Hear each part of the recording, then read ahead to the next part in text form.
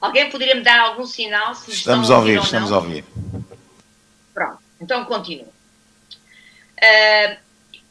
Eu vou abordar este tema não numa perspectiva de técnica financeira ou técnica de gestão financeira, porque eu penso que o déficit analítico não é em termos de técnica financeira ou técnica de gestão financeira. Permitam-me eu aproveitar esta oportunidade para abordar o tema, ou seja, o potencial transformador dos fundos soberanos numa perspectiva de economia política. E porquê?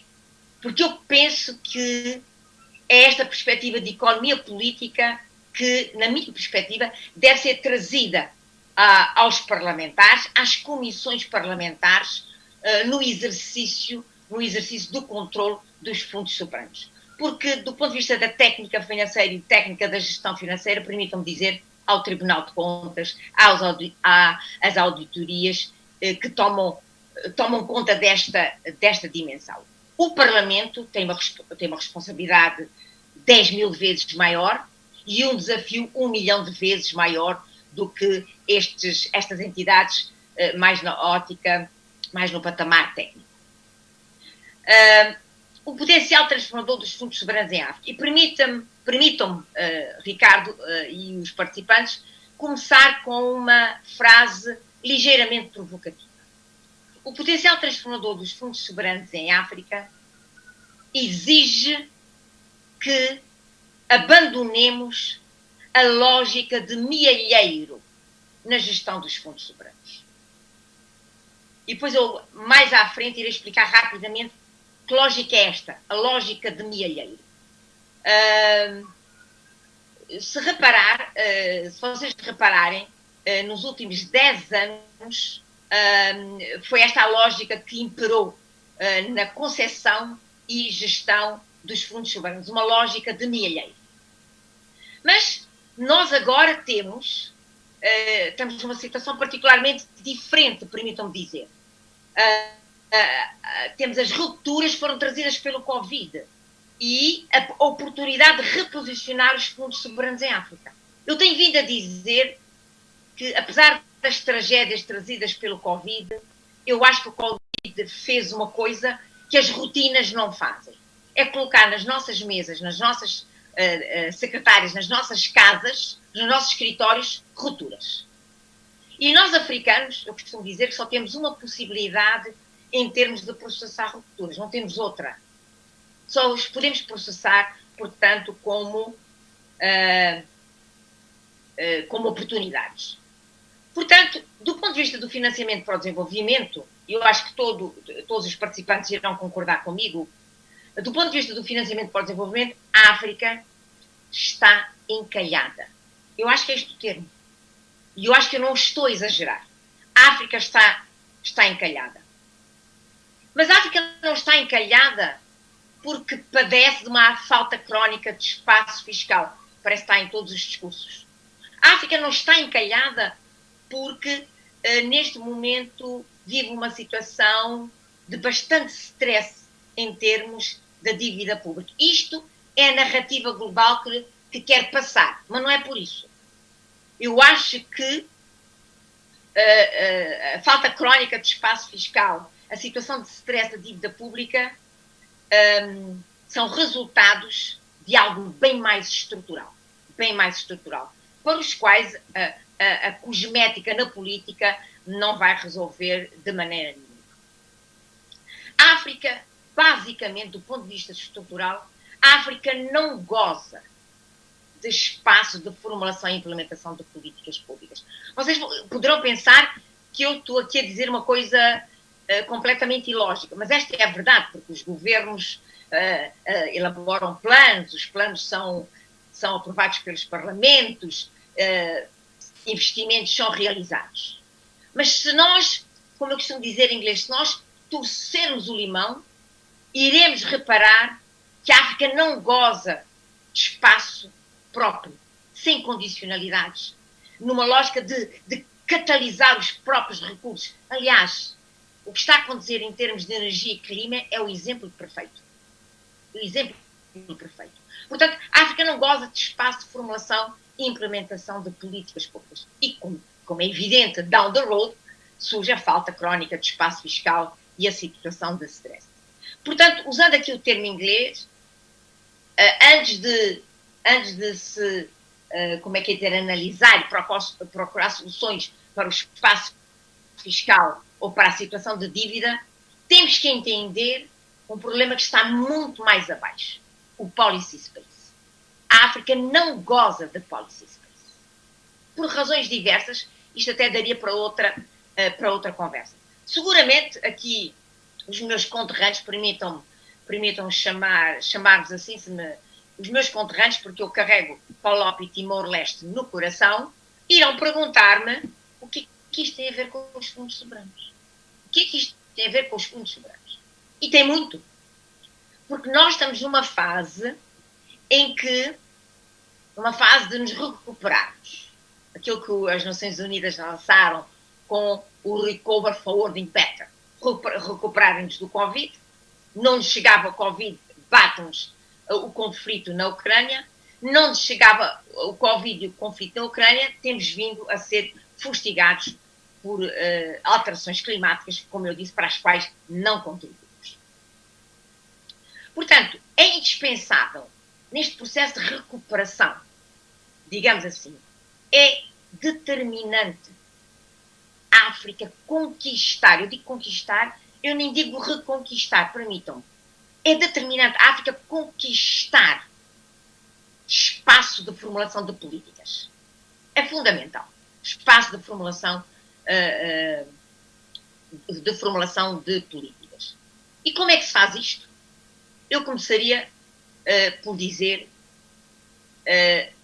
chegou o momento do policy making na África começar a dar mais atenção, para não dizer muito mais atenção, aos intangíveis do desenvolvimento. Aos ativos intangíveis do desenvolvimento. O que é isto? Pondo simples. É importante infraestruturar o país do ponto de vista físico. Estradas, pontes. É importante. Mas é muito mais importante, e aliás, como requisito para uma infraestruturação física sustentável, e refiro-me, portanto, às infraestruturas físicas, é importante investir, financiar, dar atenção, dar prioridade à infraestruturação institucional. E aqui eu ligo isto com os fundos soberanos. Porque são recursos financeiros que não estão submetidos às condicionalidades de uma arquitetura financeira internacional obsoleta. Que é esta a realidade.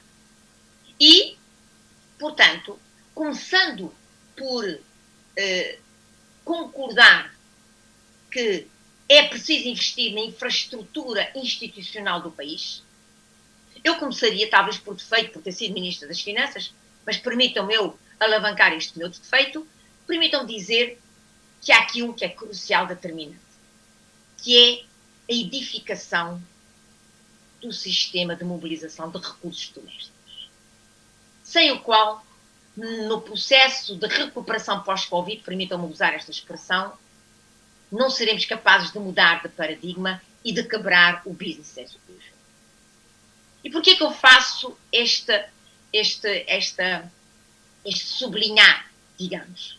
Porque a verdade é que sem sistemas estruturados de mobilização dos recursos domésticos, iremos continuar como estamos agora. E eu pergunto, como é que estamos agora? Eu vou-vos dizer de forma muito aberta. Aliás, a Narges conhece, não sei se ela está na sala, a minha querida amiga Narges, que eu sou muito aberta. Sem sistemas de mobilização de recursos domésticos, recursos, não é receitas fiscais, vai para além, muito para além das receitas fiscais. Nós não seremos capazes de controlar os nossos fluxos económicos. Nós não seremos capazes de controlar os nossos fluxos fiscais e os nossos fluxos financeiros. Então estamos numa situação em que temos fundos soberanos, que são disponibilidades financeiras fora da lógica das condicionalidades, sejam elas no mercado da banca internacional comercial, seja ela na arena do financiamento multilateral, portanto, fundos soberanos, em que o país detém, permitam-me usar esta expressão, quase full ownership, pena que estejam fora em praças financeiras e não alimentando os nossos sistemas financeiros domésticos, é pena. Portanto, com a identificação daquilo que o inglês diz strong country systems, infraestruturas institucionais, e como é evidente, no desenvolvimento de sistemas de mobilização de recursos domésticos. Para quê? Para que a África possa conquistar espaços de formulação de políticas e possa exercitar níveis superiores de ownership. Aquilo que o APCA dizia, combater a falta de controle dos fluxos, digamos, orçamentais. Por isso é que eu penso que os fundos soberanos são muito, muito mais do que simples reservas orçamentais. Para fazer face a despesas imprevistas ou extraordinárias, quando a crise bate, digamos, atinge um país. Elas têm que ser vistas, penso eu, nesta perspectiva. E eu considero esta perspectiva, portanto, uma perspectiva de economia política. Então, este potencial transformador pode ser especificamente encontrado no papel que os fundos soberanos podem desempenhar a nível estratégico para promover como eu ia dizendo, a estruturação de sistemas de forte mobilização dos recursos digamos, domésticos, como nós dizemos. E porquê este imperativo, o controle dos fluxos económicos ou dos fluxos financeiros? Permitam-nos dizer que, quando terminarmos o dia 2, quando este workshop terminar, a África terá perdido como continente, a África subsaariana, terá perdido como continente, só hoje, 240 milhões de dólares. Só hoje, a África, ao fim do dia, terá perdido 240 milhões de dólares. Perde anualmente 88 bilhões de dólares. Daí eu estar a relacionar ou a ligar de forma forte fundos soberanos à construção de country systems, começando pelo sistema de mobilização, portanto, dos recursos domésticos. E, neste momento, nós, os países africanos, particularmente aqueles que acederam às facilidades Covid, de suspensão, de debt relief, etc., deparam-se com um desafio imenso. Desafio imenso. Porque enquanto estas facilidades foram acionadas, de suspensão da dívida ou de suspensão do serviço da dívida, desculpa-me usar outra expressão em sentido figurativo, a bola de neve não parou de crescer. A bola de neve da política e do serviço da dívida não parou de crescer, porque não se falou em perdão, em written off. A bola de neve continua a crescer. Agora que estas facilidades chegaram ao fim, os países africanos deparam-se com uma outra crise externa, como eu disse, o conflito da Ucrânia, e com uma bola de neve foi puxada para o backstage, continua a crescer, enquanto, de facto, deu algum fogo aos países africanos. Como é evidente, os fundos soberanos têm que haver aqui uma mudança de lógica, uma mudança de modelo na sua gestão. Eu diria quase que na sua approach, na sua concepção. Porque se nós repararmos, pelo menos é o que me foi dado a entender da minha pesquisa nesta matéria, e aliás há um capítulo no relatório que vai ser publicado em outubro dedicado a esta matéria, os fundos soberanos em África, quase todos eles, foram criados numa lógica essencialmente de rent-seeking. E daí a lógica de mealheiro. E isto demonstrou ser uma das causas de alguma incapacidade dos países africanos em enfrentarem crises multidimensionais como a que eu já mencionei. É exatamente este modelo de crescimento económico, essencialmente baseado numa approach de rent-seeking. 80% das receitas orçamentais estão ligadas a commodities, que são exportadas no seu estado mais raw material, não podia dar outro exemplo, penso que este bata, que dá cobertura.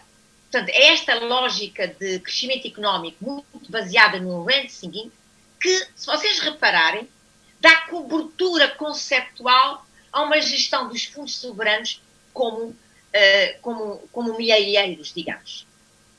Mas o que nos diz a pandemia, o Covid, particularmente agora o conflito da Ucrânia, que a resiliência do continente não pode vir de fora. Covid com as vacinas, eu penso que não precisávamos de uma segunda lição, mas a vida deu-nos, como africanos, uma segunda lição. Veio o conflito na Ucrânia e reparamos que, apesar dos recursos que temos, a África vive uma situação de insegurança alimentar crónica. Dito isto, eu gostaria agora de mencionar 3 aspectos e prometo ser rápida e terminar. O primeiro aspecto.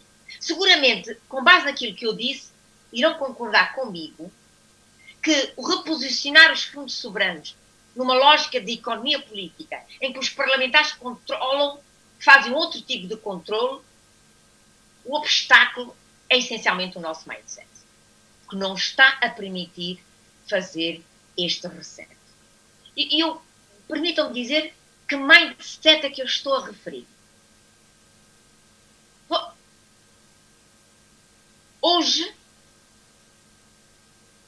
o desenvolvimento africano é essencialmente financiado com recursos africanos. Hoje, e repito esta frase, permitam-me, o desenvolvimento africano é essencialmente financiado com recursos africanos. Não é ajuda.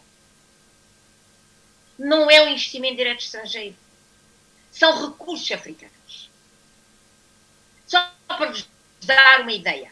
Em 2018, a soma das receitas públicas e das poupanças privadas atingiu mais ou menos os 900 bilhões de dólares. Isto é 20 vezes, repito, 20 vezes mais do que o investimento direto estrangeiro. Isto é 16 vezes mais que a ajuda pública ao desenvolvimento. Portanto, nós africanos já estamos a financiar-nos. Será que isto reflete no nosso mindset? E eu pergunto isto porquê? Porque se a África perde 88 bilhões de dólares em frutos ilícitos anualmente, perdemos isto com a nossa mão esquerda, e com a nossa mão direita, we beg for debt suspensions, nós pedimos por suspensão da dívida, há aqui uma grande contradição. Portanto, eu acho que a realidade do nosso financiamento não está devidamente refletido no nosso mindset, a ponto de nos colocar numa posição de exercermos mais ownership. E aqui volto novamente aos fundos soberanos. Os fundos soberanos podem desempenhar um papel aqui. Como eu disse, fundos soberanos reforçam, consolidam os sistemas de mobilização dos recursos domésticos, não é? Maior controle dos fluxos económicos que nos conduzem a níveis superiores de ownership. O que é que nós estamos a dizer com uma frase?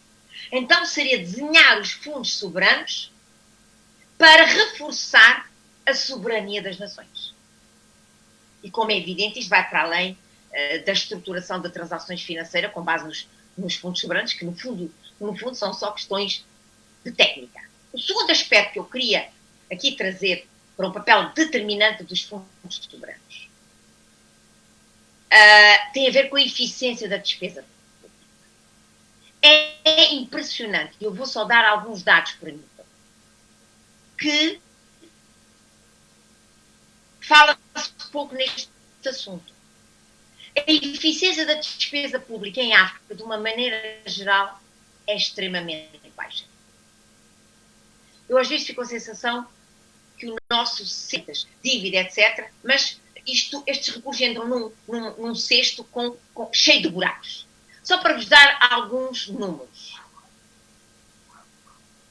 E são números, portanto, neste caso, do Fundo Monetário Internacional. A África podia ter produzido o mesmo nível de output com menos cerca de 45% dos recursos.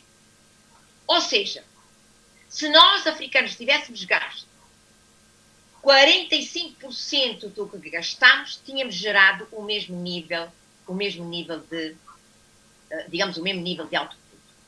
Em termos absolutos, eu posso-vos dizer que a ineficiência da despesa pública chega aproximadamente a 12 bilhões de dólares na educação, a 30 bilhões de dólares nas infraestruturas e a 28 bilhões de dólares na saúde.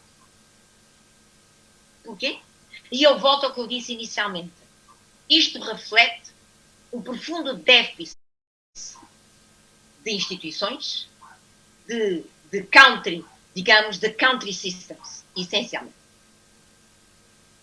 O terceiro aspecto, e que tem a ver com o primeiro e o segundo, e eu acredito, antes de ir para o terceiro aspecto, eu acredito que os fundos soberanos, novamente, livre de condicionalidades e dando poder a um governo de investir, vamos investir exatamente nas causas profundas deste nosso déficit de soberania. Isto conduz-nos ao terceiro aspecto, que eu penso que os fundos soberanos são cruciais. A África enfrenta 3 paradoxos, historicamente. Eu vou dizer rapidamente. A África é um continente rico em fontes energéticas. No entanto, é um continente escuro. Completamente escuro. A dark continent. Segundo paradoxo. A África é um continente rico em recursos, incluindo recursos financeiros. Mas passa, portanto, passa a vida, as you say in English, begging, portanto, for para a suspensão dos serviços de dívida cada vez que bate uma crise. Terceiro paradoxo. A África é um continente rico em recursos agrícolas, no entanto, um conflito na Ucrânia coloca a África numa situação de agravamento estrutural da nossa segurança alimentar. Para quebrar, para anular, para cancelar estes 3 paradoxos, neste processo de conceptualizar o Recover Forward Better, a questão que nós temos que perguntar é: podem os fundos soberanos desempenhar algum papel? Exatamente. Porque se nós repararmos, deixe-me tomar o caso da energia. Temos a COP27 daqui a uns meses. Todo mundo sabe que a narrativa global tem vindo a empurrar a África para um canto, no sentido de nos retirar alguma legitimidade para utilizarmos planeamento energético, tendo em conta todas as fontes energéticas em África, renováveis e não renováveis, e com planeamento energético desenharmos a nossa transição. Mas eu tenho vindo a dizer que o conceito de transição energética é um conceito que não se aplica à África. O nosso desafio é acesso à energia. É acesso à energia. E, neste particular, as políticas energéticas têm que ser essencialmente guiadas por isto. Neste caso, a África terá que ter a legitimidade de levar a cabo um planeamento energético, alavancando todas as suas fontes energéticas, com uma perspectiva de longo prazo de continuar a ser sempre um continente. Ora, se nós temos uma narrativa global que nos empurra para um lado contrário, e com isto o condicionamento dos financiamentos, nós vamos agora aos mercados financeiros, comerciais ou não comerciais, solicitamos financiamentos energéticos e vêm as condicionalidades todas, em termos de utilização quase que forçada de energias não renováveis e de afastamento das nossas fontes tradicionais energéticas. Como é que nós podemos compensar? Os fundos soberanos podem desempenhar um papel neste particular. Muito claro. Dito isto, portanto, os 3 paradoxos, o papel que os fundos soberanos podem desempenhar, eu gostaria de terminar dizendo que o controle dos fundos soberanos por parte dos parlamentos, na minha perspectiva, deve controlar até que ponto os fundos soberanos estão a estruturar e a consolidar a soberania das nações. O Parlamento, neste propósito, não é Tribunal de Contas. E, portanto, a questão não pode ser abordada numa perspectiva, por parte do Parlamento, de técnica financeira, mas de economia política. Será que os fundos soberanos em África estão desenhados para desempenharem este papel? Eu termino aqui. E, Ricardo, back to you. Obrigada pela oportunidade. Eu não sei se ultrapassei o meu tempo. Se ultrapassei, eu peço imensa desculpa.